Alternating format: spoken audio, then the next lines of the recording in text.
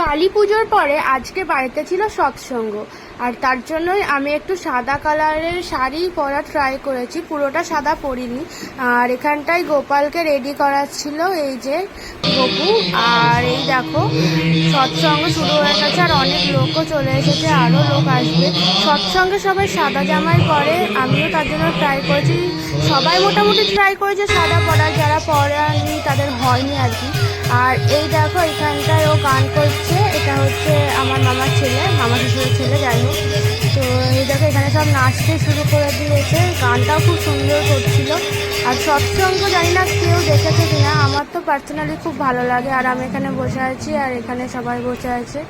আর তারপরে লাস্টে জয়গুরু গান হচ্ছিল, জয়রাধে গানের সময় সবাই নাচতে শুরু করে দিয়েছিল। সত্যি খুব আনন্দ করেছি, সবাই খুবই আনন্দ করেছি। তো যাই শোনো আমরা কি গান করে আর নাচি।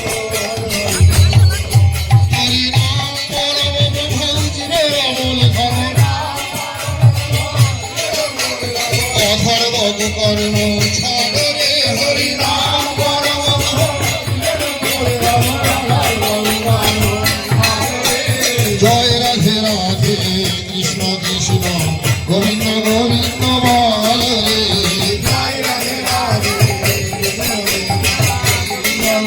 এখানে আমাদের সৎসঙ্গ শেষ, আর তারপরে আমি ঠাকুরকে প্রণামী দিয়ে নিলাম।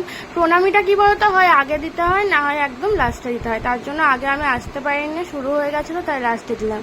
আর এখানে সবাইকে প্রসাদ দিয়ে দিচ্ছিল, একটা প্রসাদের ব্যবস্থা করা হয়েছিল। এখানে সবাই বাড়ি চলে গেছিলো প্রসাদ টোসাদ নিয়ে, আর আমিও প্রসাদ নিয়ে নিয়েছিলাম এই যে। তো চলো আজকের ভিডিওটা